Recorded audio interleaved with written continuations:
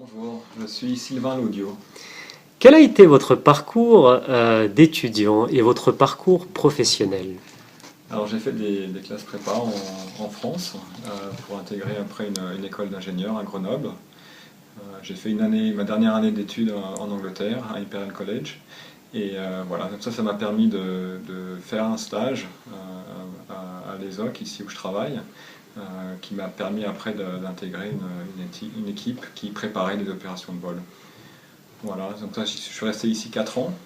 Je n'avais rien fait d'autre, j'avais jamais été ailleurs pendant ma carrière professionnelle.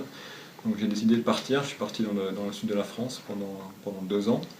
Et après je suis allé aux Pays-Bas, dans l'autre centre de l'ESA, où là on sait plus de la conception et de la fabrique de satellites, pour finalement revenir ici à l'ESOC sur le projet Rosetta. Avez-vous une rencontre particulière durant votre carrière qui vous a influencé pour faire tout simplement une carrière dans le domaine du spatial? Alors j'ai eu la chance de faire un stage de deuxième année d'école d'ingénieur ici à l'ESOC, qui m'a permis un peu de découvrir ce monde ici et les possibilités qu'il y avait après la fin des études pour commencer une carrière professionnelle dans le spatial. Voilà, donc c'est ça qui a un peu tout déclenché pour moi. Pouvez-vous nous présenter le projet Rosetta? Quels sont les principaux instruments de la sonde et de l'atterrisseur Philae? Alors le projet a été lancé en 2004, donc ça fait pas mal d'années maintenant. Il a fallu 10 ans pour arriver à la comète, parce que c'est toute une série d'assistances gravitationnelles, une fois autour de Mars, 3 fois autour de la Terre, pour arriver à se mettre sur la même orbite que la comète et au même point dans l'espace. Donc dans l'espace, c'est assez facile, entre guillemets, de survoler un objet, mais d'aller à son encontre et de rester avec cet objet pendant de longues années, ça c'est beaucoup plus compliqué. Donc voilà, 10 ans pour arriver à la destination, sachant qu'à une phase de 2 ans et demi, on était tellement loin du Soleil qu'on a dû éteindre la sonde pendant 2 ans et demi. On était sans contact avec la sonde pendant 2 ans et demi, donc jusqu'à janvier 2014, où la sonde s'est réveillée et à ce moment-là, on a préparé toute la phase cométaire, donc avec la phase d'approche de la comète, jusqu'à sa fin de vie en fin 2016. En chemin, on a survolé 2 astéroïdes, donc ça c'est la première fois qu'on faisait ça en Europe. Donc il y a eu pas mal d'activités pendant ces 10 ans, pas mal déjà de sciences avec les instruments, donc à la fois avec les survols de Mars et de la Terre, mais aussi ces survols d'astéroïdes. Alors, il y a 13 instruments à bord de Rosetta. Alors, il y a des instruments qui sont beaucoup plus complexes que d'autres. Philae, par exemple, en est un. Philae lui-même a 10 instruments à son bord. D'autres instruments sont une suite de multiples instruments. Donc il y a toute une quantité complexe d'instruments qui sont là pour observer la comète sous toutes ses formes, essayer de comprendre comment sa composition, sa structure interne, mais aussi étudier les gaz, les poussières qui sont autour d'elle. Donc des instruments qui font de l'observation, des instruments qui prennent des mesures, qui récoltent des grains de poussière pour les analyser. Et le summum, c'est bien sûr Philae qui lui a été sniffé sur place et analysé sur place, sur la surface de la comète, toutes ces mesures. Lorsque vous dites des poussières, l'analyse de poussières cométaires, c'est de l'ordre de quelle taille à peu près? Pour avoir un ordre d'idée en Alors fait. il y a plusieurs instruments, donc du nanomètre jusqu'au micromètre, donc vraiment toute la gamme de particules aussi.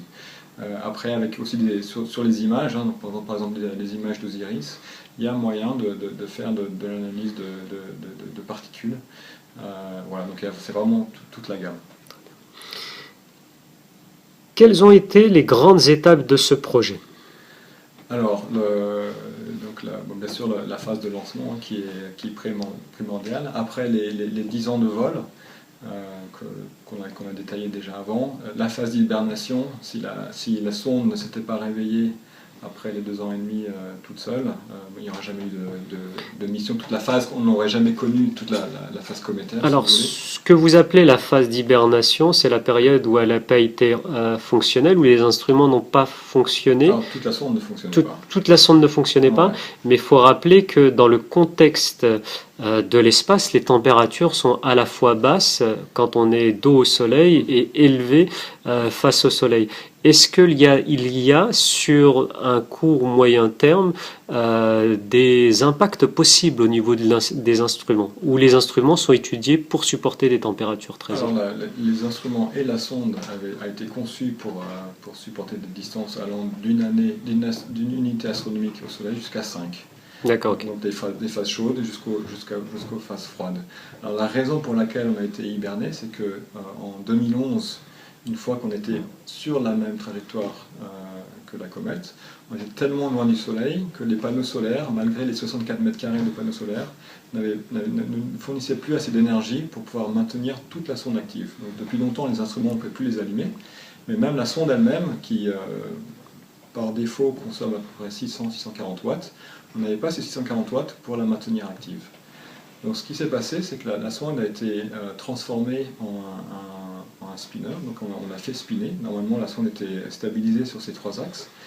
Et alors très loin du Soleil, une sonde qui spin, c'est très très stable, donc on a pu éteindre toutes les unités qui permettent à la sonde de naviguer. Par exemple, Ce que vous appelez spinner, c'est tourner sur un axe de rotation. Et donc on a pu éteindre les capteurs d'étoiles, les gyroscopes, les roues à réaction. Et en fait, le peu d'énergie qu'on avait, on l'a purement dédié à la thermique. Et à un petit réveil qu'on avait programmé pour déclencher le réveil de la sonde le 20 janvier 2014. Alors, pourquoi cette comète 67P, quelle particularité possède-t-elle? Alors, pourquoi cette comète? C'est assez simple. En fait, au départ, la sonde Rosetta devait être lancée en 2003. On était avec l'équipe ici, on était à quelques jours du lancement et Ariane avait eu des soucis avec des lancements précédents et a décidé de ne pas nous lancer parce que c'était trop risqué, il y avait une risque de ne pas nous mettre sur la bonne trajectoire. Et donc on s'est retrouvé sans lancement et il a fallu retrouver une nouvelle comète.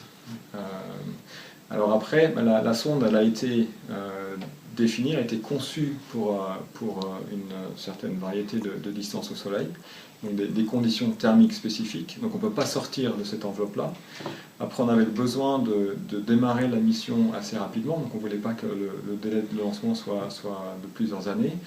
On avait des contraintes système, on avait Philae qui avait été conçu pour se poser sur un type de comète spécifique, donc il fallait que la comète que l'on trouve corresponde, qu'on puisse à nouveau poser Philae sur cette nouvelle comète. Et en fait, donc si on analyse et on prend en compte tous ces paramètres, on se retrouve avec CG. Voilà.